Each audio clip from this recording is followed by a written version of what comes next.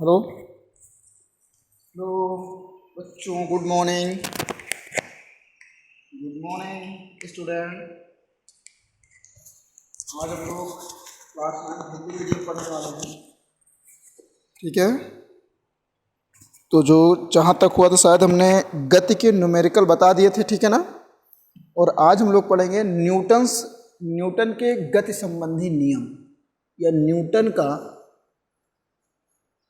Newton का गति विषयक नियम। गति विषयक नियम, न्यूटन का गति विषयक नियम, ठीक है ना। और इसी में हम लोग पढ़ेंगे बल। क्या पढ़ेंगे बेटा? बल, ठीक है ना। न्यूटन का गति विषयक नियम, ठीक है भाई। क्लास 9th सब्जेक्ट फिजिक्स,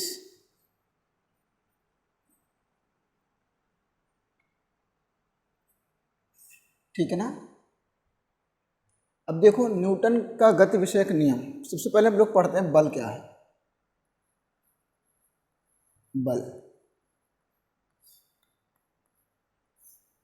बल देखो ध्यान से लिख सकते हैं। बल वह भौतिक कारक है, बल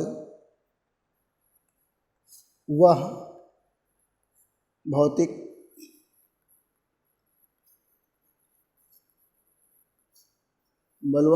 कारक है जो किसी भी वस्तु की अवस्था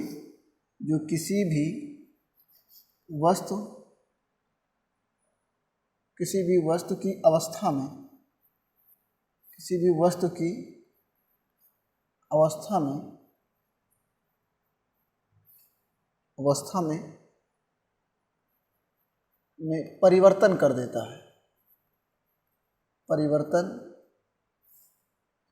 है, ठीक है ना। किसी भी वस्तु की अवस्था में परिवर्तन कर देता है, ठीक है ना। देखो ध्यान से, बल वह भौतिक कारक है जो किसी भी वस्तु की अवस्था में भौतिक परिवर्तन कर देता है, ठीक है ना। ये इसका एक स्टेटमेंट है। अभी इसका गणितीय रूप आगे हम लोग पढ़ेंगे, ठीक है ना। इसका भी गणितीय रूप नहीं पढ़ रहे हैं, गणितीय रूप आगे पढ़ेंगे। बल वह भौतिक कारक है जो किसी भी वस्तु की अवस्था में क्या कर देता है? परिवर्तन कर देता है। ये जो होता है यानी बल के प्रकार, अगली हेडिंग होती है हमारी बल के प्रकार।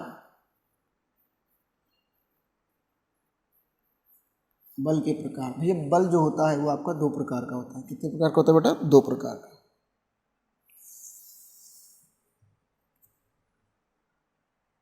देखो ध्यान से, बल हमारा 2 प्रकार का होता है। पहला होता है संतुलित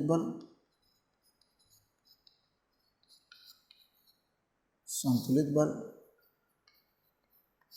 ठीक है ना। और दूसरा होता है असंतुलित बल,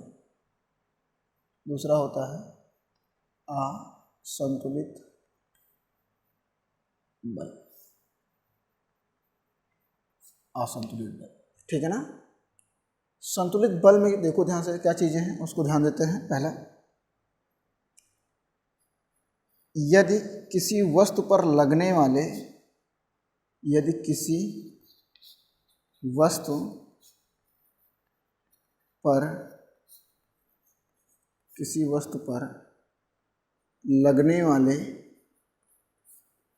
लगने वाले संपूर्ण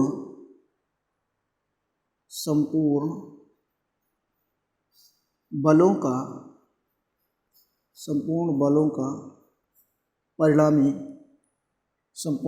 का परिणामी शून्य है। संपूर्ण बलों का परिणामी शून्य है, ठीक है ना। यदि किसी वस्तु पर लगने वाले संपूर्ण बलों का परिणामी शून्य हो तो उसे संतुलित बल कहते हैं। संतुलित बल कहते हैं।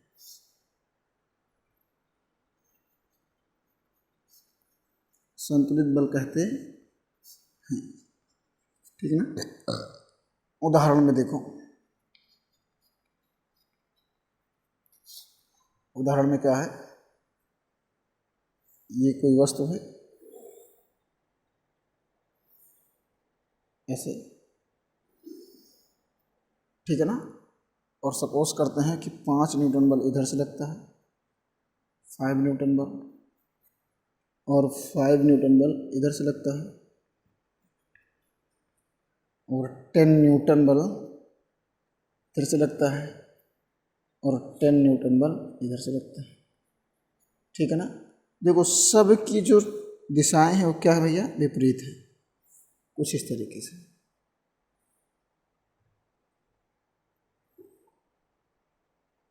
ये हमारा F1 है, ये हमारा F2 है, ये हमारा F3 है, और ये क्या है बेटा, F4 है, ठीक है ना। तो यहाँ अगर हम निकालेंगे संपूर्ण बल,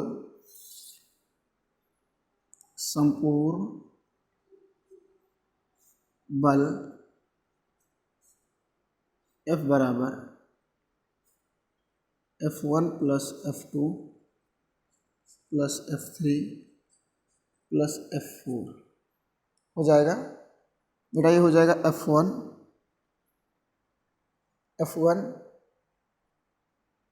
और माइनस प्लस की वैल्यू क्या है, F1 के जस्ट अपोजिट है हमारा plus minus F2, plus F3 के जस्ट अपोजिट है माइनस F4। तो यहाँ से क्या मिलेगा, ध्यान दो, F1 minus F2 plus F3 और माइनस F4, ठीक है भाई। F1 की वैल्यू कितना, 5, माइनस F2 की वैल्यू 5 प्लस 10 माइनस 10, 5 से 5 कैंसिल, 10 से 10 कैंसिल, आंसर 0। मतलब F की वैल्यू जो आ गई वो कितना आ गई, 0 न्यूटन, ठीक है भैया। F की वैल्यू जो आ गई वो 0 न्यूटन आ गई, नोट करो जल्दी से। अगली हेडिंग है असंतुलित बल। इसी का जस्ट उल्टा हो जाएगा भाई, यहाँ लिखेंगे यदि किसी वस्तु पर लगने वाला, यहाँ लिख रहे हैं यदि किसी वस्तु पर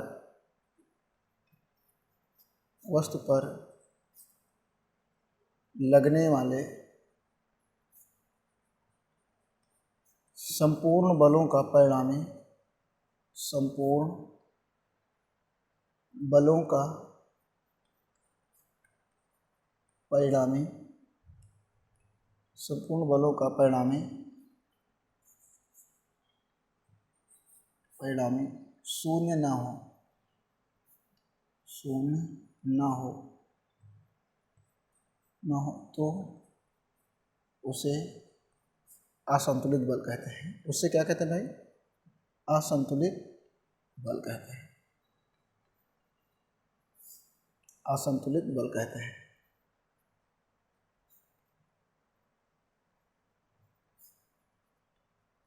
हो गया ना, नोट कर लो जल्दी से।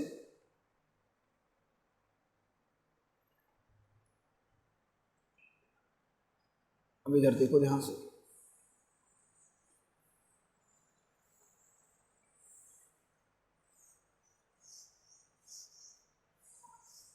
अगले हेडिंग लिखेंगे न्यूटन का गति विषयक नियम।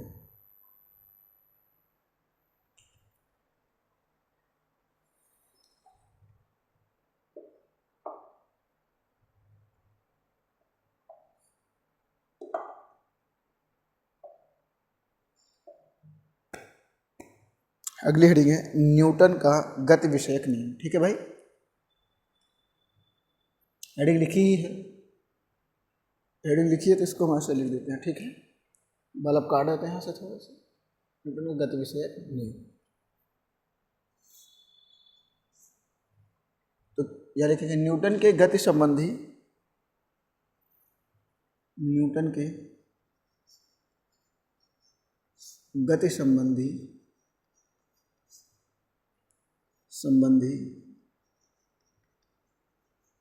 न्यूटन की गति संबंधी 3 नियम हैं। न्यूटन की गति संबंधी 3 नियम, ठीक है ना। पहले लिखेंगे प्रथम नियम। क्या लिखेंगे भाई? प्रथम नियम।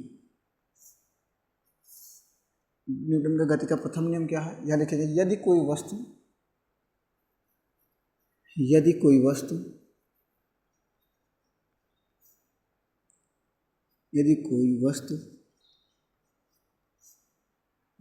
स्थिर है तो, यदि कोई वस्तु स्थिर है तो स्थिर ही रहेगी। स्थिर है तो स्थिर ही रहेगी, और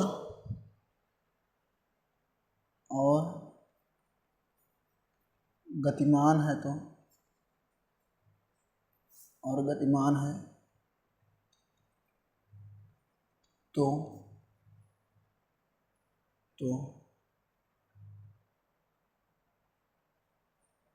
गतिमान ही रहेगी।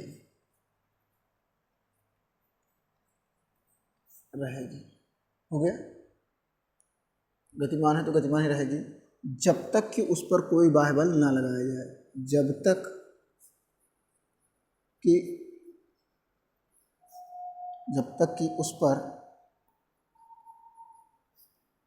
उस पर कोई बाह्य बल ना लगाया जाए। जब तक कि उस पर कोई बाह्य बल ना लगाया जाए, ठीक है ना। यही है, यदि कोई वस्तु स्थिर है तो वो स्थिर ही रहना चाहेगी, और गतिमान है तो गतिमान ही रहना चाहेगी, ठीक है ना। जब तक कि उस पर कोई बाह्य बल हम नहीं लगाते हैं। तो यही जो है वो क्या है? गति का प्रथम नियम है। बात समझ में आ गई? हेडिंग लिखते हैं, गति के प्रथम नियम की व्याख्या। हेडिंग है, गति के प्रथम नियम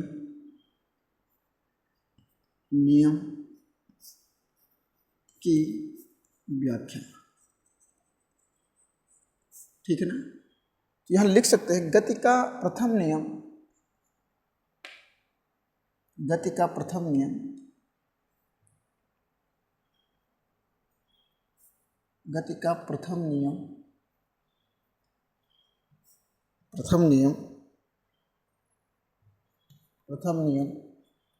जड़त्व को भी परिभाषित करता है। जड़त्व को परिभाषित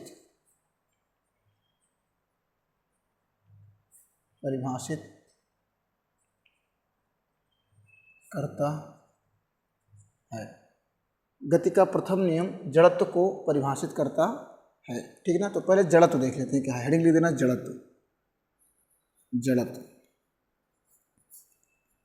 ठीक है ना। जड़त्व क्या बेटा? यदि कोई वस्तु स्थिर है तो स्थिर ही रहेगी, और गतिमान है तो गतिमान ही रहेगी। देखो वही लिखेंगे, यदि कोई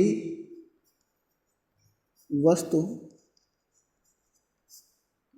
स्थिर है, यदि कोई वस्तु स्थिर है तो स्थिर ही रहेगी, तो स्थिर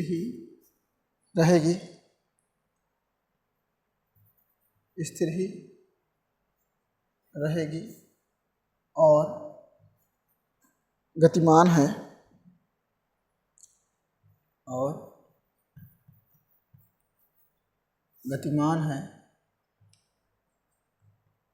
तो गतिमान ही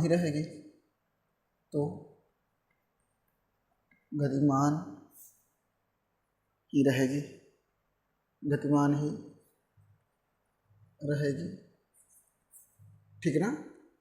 वस्तु के इसी गुण को, वस्तु के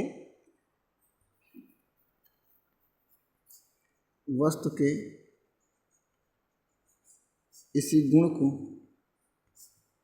वस्तु के इसी गुण को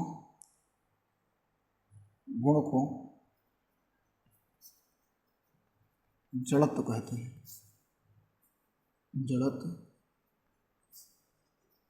कहते हैं। बात समझ में आई ना? वस्तु के इसी गुण को जड़त्व कहते हैं। समझ में आ गया ना भैया? यानी यदि कोई वस्तु स्थिर है तो स्थिर ही रहेगी और गतिमान है तो गतिमान ही रहेगी। वस्तु के इसी गुण को जड़त्व कहते हैं। कंफर्म हो गया कि नहीं हो गया? समझ में आया? देखो कहीं ना कहीं पहला और द्वितीय नियम एकदम सेम टू सेम है, लेकिन वहाँ बाह्य बल की बात की जा रही है और यहाँ बाह्य बल की कोई बात नहीं की जा रही है। यहाँ केवल गुण को दर्शाया जा रहा है। तो उदाहरण के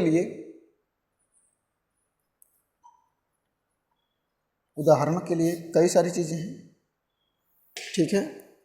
अब उदाहरण हम ऐसे अगर समझना चाहें तो समझ सकते हैं बेटा। जैसे हम लोग बस में बैठे रहते हैं, ठीक है ना, और अचानक जब बस में या ड्राइवर ब्रेक मारता है तो क्या होता है? जब वो ब्रेक मारता है तो हम आगे की तरफ झुक जाते हैं। झुकते हैं कि नहीं झुकते? क्यों झुकते हैं बोलो? इसलिए क्योंकि हम बस के साथ साथ हम भी गतिमान हो चुके होते हैं। यानी हमारी बॉडी भी बस के साथ साथ गति करती रहती है, और जब वो गति करती रहती है तो वो गति में ही रहना चाहती है। परंतु जो ड्राइवर होता है वो हमें स्थिर करने की कोशिश करता है। तो अचानक परिवर्तन जो होता है, कहने का मतलब यही है कि हम गतिमान हैं और हमें स्थिर करने की कोशिश, मतलब एक एक्स्ट्रा ऑर्डिनरी फोर्स अप्लाई बस में किया गया, जिससे वस्तु क्या हो गई? रुक जाती है और क्या होता है? हम आगे की तरफ झुक जाते हैं। ये भी जड़त्व है। दूसरी चीज़ है, अभी जल्दी से आम की जो क्या कहते हैं, देखे थे ना हम लोग, आम तोड़े खाए, लॉकडाउन था, पढ़ाई लिखाई बंद थी, केवल एक ही काम था बाग जाना। बाग जाने के बाद बहुत लोग तो गांव में चले गए होंगे, है ना, और जो लोग गांव गए होंगे वहाँ पे बगिया ज़रूर जाते होंगे। जब बाग में जाते थे तो आम तोड़ते थे। क्या तोड़ते थे? आम। तो ये देखा जाता था कि जब आम तोड़ने वाला पेड़ पे चढ़ता था तो डालियों को झटका देता था। बात समझ में आई ना? क्या देता था? डालियों को झटका, जिससे आम नीचे की तरफ गिर जाते थे। मतलब क्या है कि आम तो स्थिर है और हम पहुँच के उसे क्या कर रहे हैं? गतिमान, मतलब उसे गतिज अवस्था में ला रहे हैं। बात समझ में? और उसी प्रक्रिया में क्या होता है? आम टूट करके नीचे गिर जाता है। कंफर्म हो गया कि नहीं हो गया? ये क्या है? जड़त्व के कारण होता है। तीसरा क्या है भाई? कंबल अगर हम धुल नहीं पाते हैं तो क्या करते हैं? मोटा सा कंबल है या नहीं धुल पा रहे तो क्या करते हैं भाई? बताओ। अगर मोटा कंबल है, नहीं धुल पाते हैं, तो उसे हम डंडे से पीटते हैं, और जब डंडे से पीटते हैं तो ये दिखाई देता है कि काफ़ी जो धूल के कण हैं वो ज़मीन पे गिरते हैं, ठीक है ना? यह दिखता है कि नहीं? तो क्यों दिखता है? क्योंकि धूल के कण स्थिर होते हैं और जब हम उस पर पीटते हैं तो गतिमान अवस्था में आते हैं, जिससे वो कंबल का साथ छोड़ देते हैं और ज़मीन पे आके गिर पड़ते हैं। बात समझ में आई कि नहीं आई? कन्फर्म हो गया कि नहीं हो गया? तो ये सब क्या है? जड़त्व के गुण हैं या जड़त्व की घटनाएं हैं, जड़त्व के कारण घटने वाली घटनाएं हैं। और भी बहुत सारे गुण हैं इसके। आप लोग हिंदी मीडियम के छात्र हैं तो किताबें उठाइएगा, उसके नियम कैसे हैं उसको पढ़िएगा, आपको बिल्कुल समझ में आ जाएगा कि कैसे जड़त्व के प्रथम नियम को परिभाषित किया जाता। कन्फर्म हो गया कि नहीं हो गया? जल्दी करो। अब हेडिंग लिखते हैं गति के द्वितीय नियम। गति के, और उदाहरण में नोट कर लेना बेटा, ठीक है ना? बिना नोट किए हुए काम चलने वाला नहीं है, ठीक है? हेडिंग लिखना गति का द्वितीय नियम। हेडिंग है गति का द्वितीय नियम। अगली हेडिंग होगी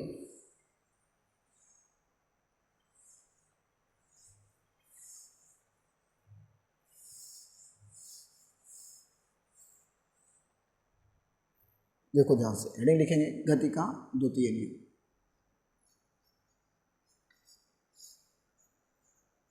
गति का द्वितीय नियम।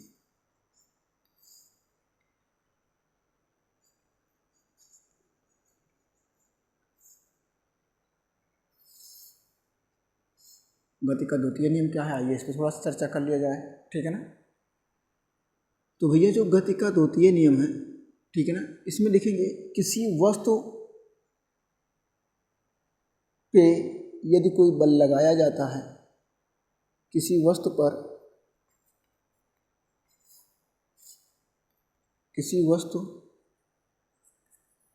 पर जब बल लगाया जाता है, किसी वस्तु पर जब बल लगाया जाता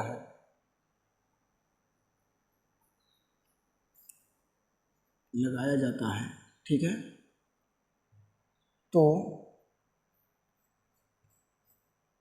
वस्तु पर लगने वाला बल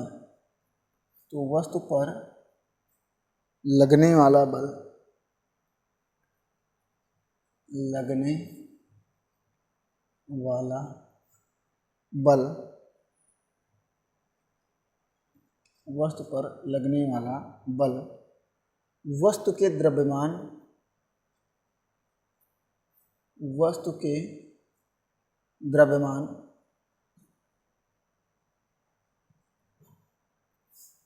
तथा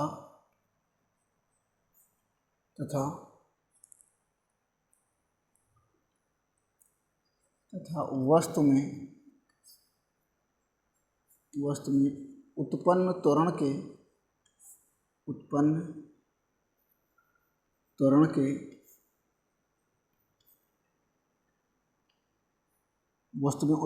के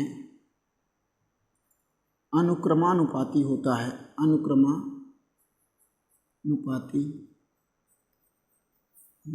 ठीक है ना भाई, अनुक्रमानुपाती होता है, ठीक है ना। यहाँ से लिख सकते हैं अर्थात F अनुक्रमानुपाती m इंटू ए, ठीक है ना। यहाँ से लिख सकते हैं भाई F इक्वल टू के एम ए, ठीक है। परंतु प्रयोगों द्वारा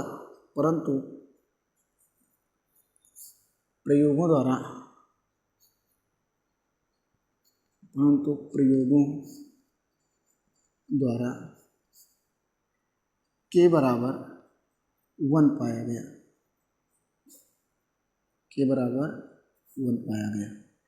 तो जब के बराबर 1 रखेंगे तो F equal to 1 into M into A, मतलब F बराबर हो जाएगा एम ए।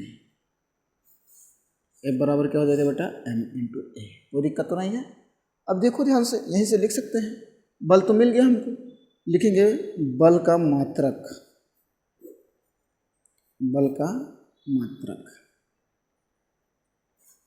बल का मात्रक जो होता है वो क्या होता है, F बराबर हमारे पास है m इंटू ए, और m का मात्रक किलोग्राम, ए का मात्रक मीटर पर सेकेंड स्क्वायर। तो यहाँ से जो यूनिट निकली वो निकली क्या, किलोग्राम मीटर पर सेकेंड स्क्वायर, ठीक है ना। तो बल का मात्रक क्या होता है, किलोग्राम मीटर पर सेकेंड स्क्वायर, और यहाँ लिख दे रहे हैं 1 किलोग्राम मीटर पर सेकेंड स्क्वायर इक्वल टू होता है 1 न्यूटन। क्या होता है बेटा, 1 न्यूटन, ठीक है। तो यहाँ से लिख सकते हैं अर्थात बल का SI मात्रक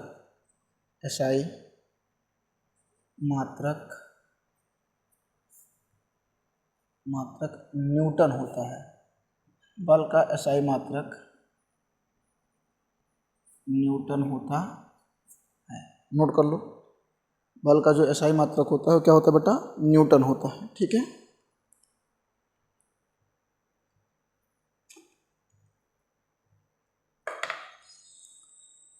हो गया,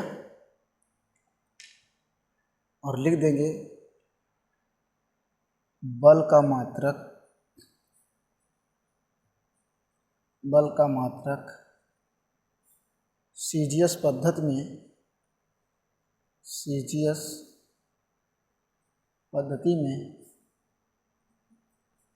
में डाइन होता है, डाइन होता है। बात समझ में? यहाँ से लिख सकते हैं 1 न्यूटन बराबर हो जाएगा 10⁵ डाइन। बात समझ में आ गई ना? जल्दी नोट कर लो। मतलब 1 न्यूटन जो होगा वो 10⁵ डाइन के बराबर होगा। इसको मिटा दे रहे हैं।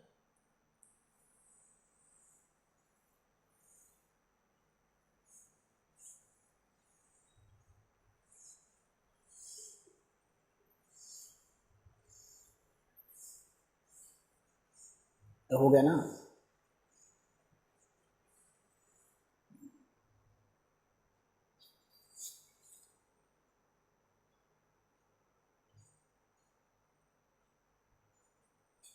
अगली हेडिंग लिखना संवेग। क्या लिखेंगे बेटा? संवेग। नहीं, गति का तृतीय नियम लिखना है। गति का तृतीय नियम, ठीक है ना? गति का तृतीय नियम क्या लिखेंगे? किसी वस्तु पर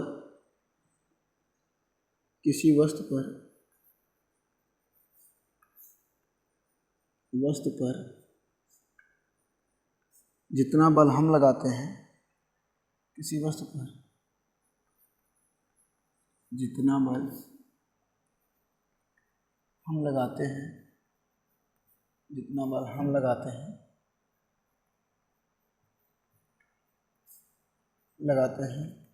वह वस्तु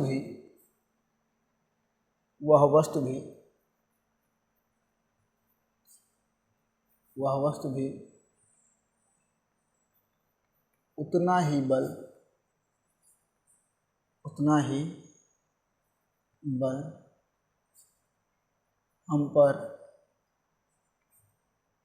उतना ही बल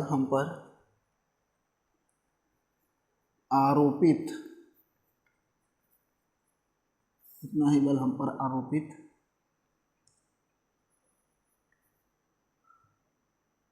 करती है।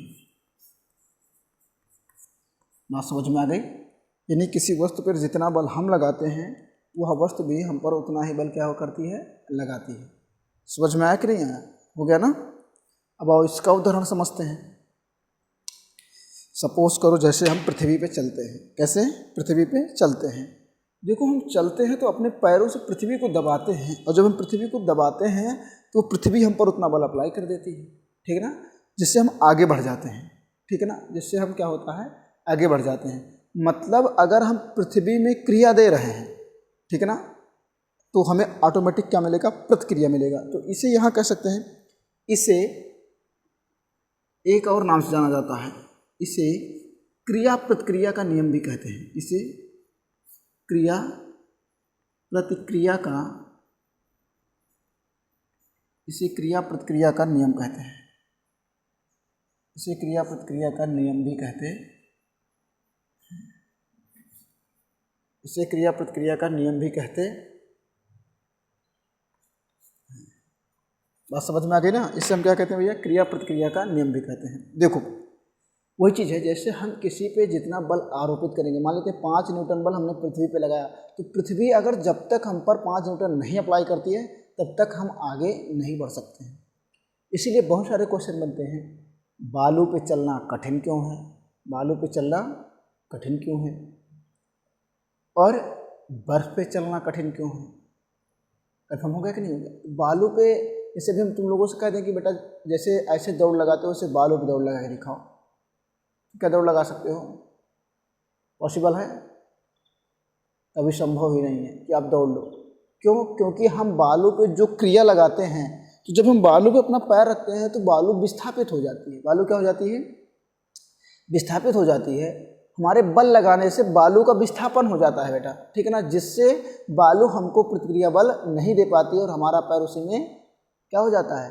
फंस जाता है, जिससे हम आगे बढ़ नहीं पाते हैं। तो प्रतिक्रिया बल न लगाने के कारण ही बालू पे चलना कठिन है। बहुत लोग बच्चे लिखते हैं ना, जब मैं क्वेश्चन में देता हूँ एग्ज़ाम पेपर में, तो बोलता हूँ बेटा बालू पे चलना कठिन क्यों है? तो बच्चे ने आंसर लिख दिया, सर इसलिए कठिन है क्योंकि वो भसक जाती है। बताओ।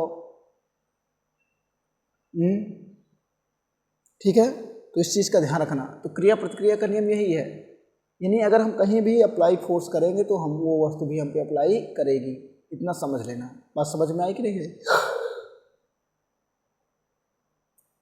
अगली हेडिंग है अगली हेडिंग है, तो ये बात क्रिया प्रतिक्रिया का नियम हो गया ना भैया, ये समझ में आ गया कि नहीं आ गया? अगली हेडिंग है संवेग। अगली हेडिंग है बेटा संवेग, ठीक है ना, इसे हम मिटा देते हैं। संवेग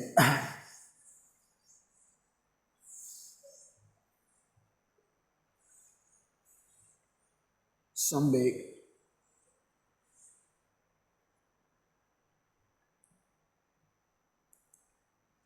अगली हेडिंग है संवेग।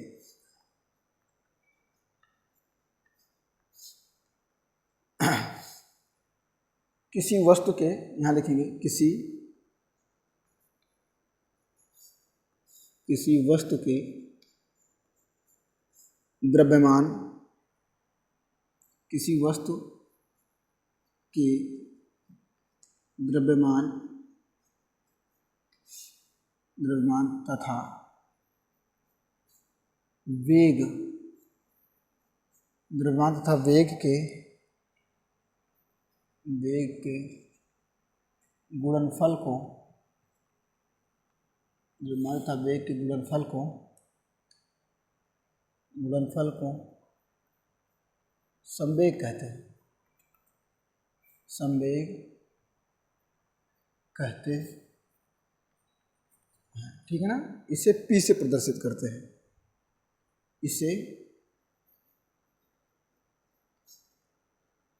P से प्रदर्शित करते हैं, इसे P से प्रदर्शित करते हैं।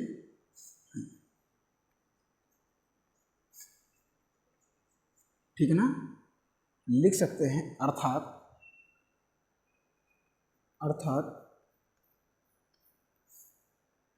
P बराबर m इंटू वी। P बराबर क्या हो जाएगा फार्मूला? m into we. लिख सकते हैं जहां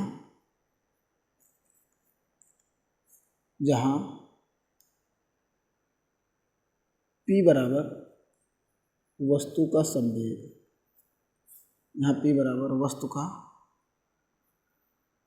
संवेग, ठीक है। m बराबर वस्तु का द्रव्यमान, m बराबर वस्तु का द्रव्यमान, और v बराबर वस्तु का वेग,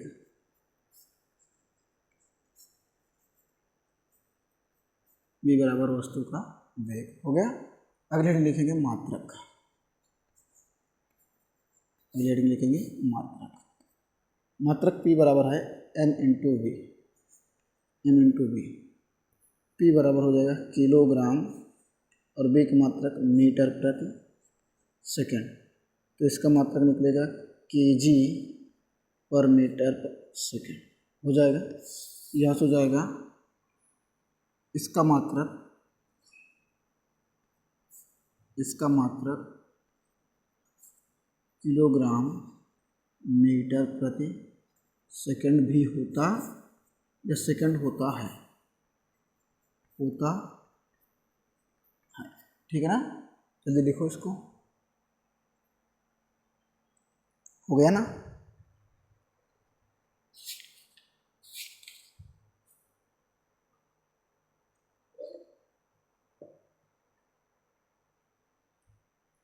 हो गया भैया, इसको मिटा देते हैं। देखो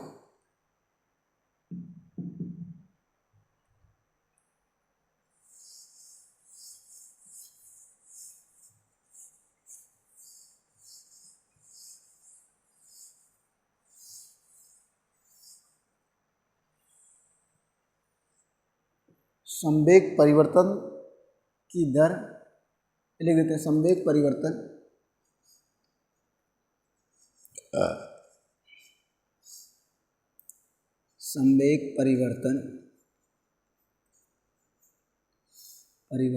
तथा बल में संबंध तथा बल में संबंध, संवेग परिवर्तन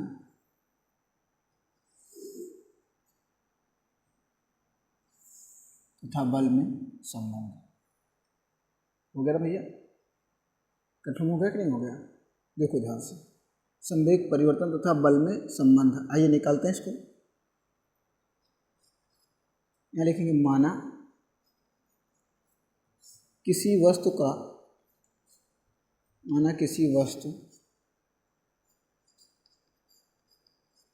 द्रव्यमान m1 तथा दूसरी वस्तु का द्रव्यमान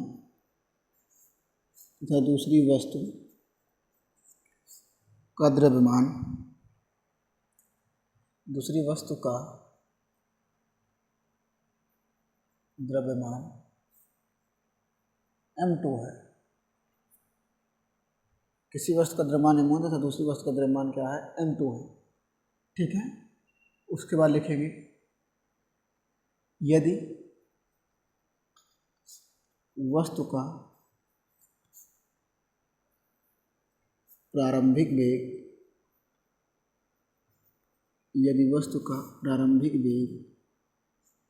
u तथा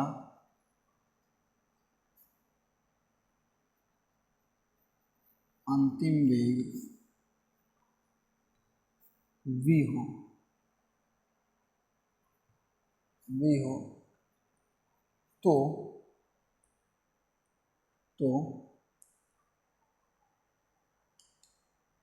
तो प्रारंभिक संवेग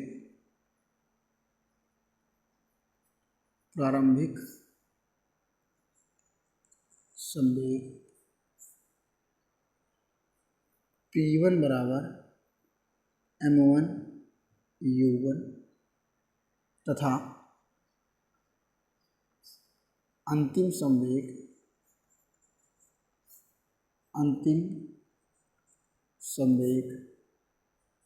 P2 बराबर m2v, या u1 न लिखो, केवल u लिखो। ठीक ना, m1 u और m2v हो गया ना। लेकिन अगर किसी वस्तु का द्रव्यमान केवल m ले लेते हैं, चलो अच्छा ऐसे भी सॉल्व कर सकते हैं। देखो यहाँ से, और यहाँ लिख दिया जाए, ये तब संभव है। देखो ध्यान से, ऐसे ये कोई दीवार है, ऐसे क्या बेटा, ये कोई दीवार है और ये जा करके ऐसे टकरा रही है वस्तु, ऐसे। यहाँ इसका द्रव्यमान क्या है बेटा? m1 है। यहाँ इसका द्रव्यमान क्या है? m2 है। और ये u वेग से आ रही है और v वेग से लौट रही है। बात समझ में आई कि नहीं? ये हो गया O। कोई दिक्कत है? तो यहाँ लिख सकते हैं यदि वस्तु टकराने के बाद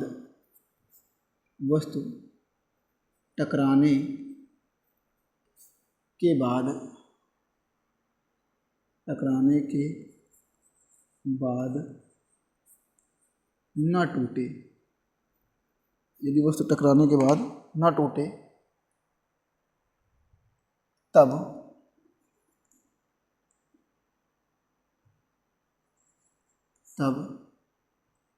m1 बराबर क्या हो जाएगा बेटा? m2। बात समझ में आई ना?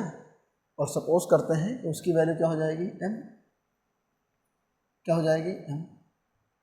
तो यहाँ से क्या मिलेगा? P1 बराबर mu और P2 बराबर mv। ये क्वेश्चन नंबर हमारा 1 हो गया और ये समीकरण नंबर क्या हो गया? 2 हो गया। समझ में आ गया? टकराने के पहले का द्रव्यमान m1 था तथा टकराने के बाद का द्रव्यमान, ये दूसरी वस्तु जो लिख दिए हैं टकराने के बाद लिख देना। ठीक है ना? mv है। ठीक है, यह लिखेंगे क्या? देखो हम जानते हैं, यह लिखेंगे न्यूटन के न्यूटन के गति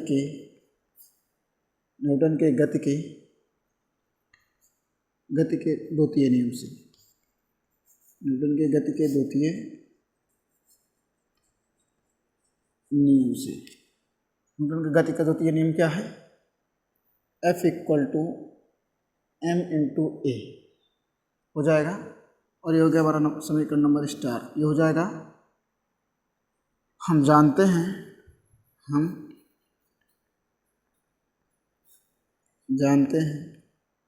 त्वरण बराबर वेग परिवर्तन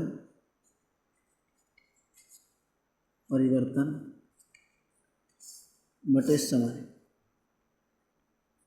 समय अंतराल जानते हैं। तो त्वरण a बराबर वेग परिवर्तन डेल्टा v अपॉन हो जाएगा डेल्टा t। ले देंगे a का मान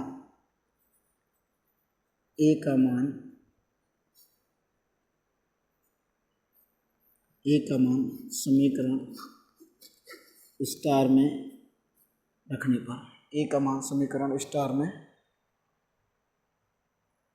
रखने पर, तो यहाँ से मिलेगा F = m/डेल्टा v upon delta t। अब यहाँ से हम कह सकते हैं कि डेल्टा v = होता है v - u, तो ये हो जाएगा हमारा F = m/डेल्टा v की वैल्यू हो जाएगी v - u upon delta t। इस m का मल्टीप्लाई इसमें कर दो और इसका इसमें कर दो, तो ये हो जाएगा कितना? F = mv - mu upon delta t। और देखो यहाँ ले देंगे समीकरण 1 व 2 से,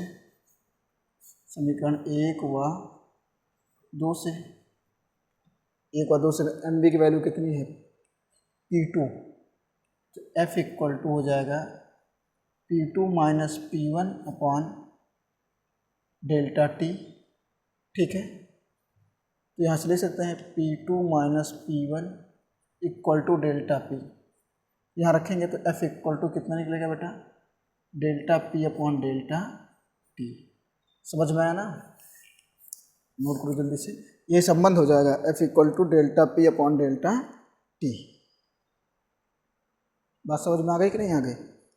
कोई दिक्कत तो नहीं है? और यहाँ से बल की एक दूसरी परिभाषा मिल गई आप लोगों को। जो बल की परिभाषा मिल गई वो क्या मिल गई?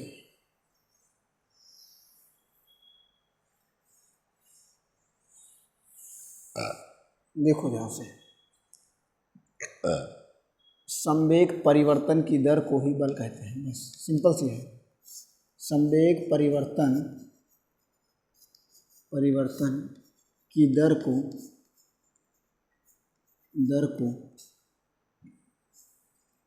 बल कहते हैं। संवेग परिवर्तन की दर को क्या कहते हैं भैया? बल कहते हैं। एक परिभाषा ये होगी। अगली हेडिंग लिखना, संवेग संरक्षण का सिद्धांत, संवेग संरक्षण का नियम। इसको हम लोग अगली वीडियो में देखेंगे। तब तक के लिए हंसते रहो, मुस्कुराते रहो, देखते रहो। जल्दी कर लो भाई इसको, ठीक है ना? हो गया कि नहीं हो गया? इसको कर लेना भाई, ठीक है ना?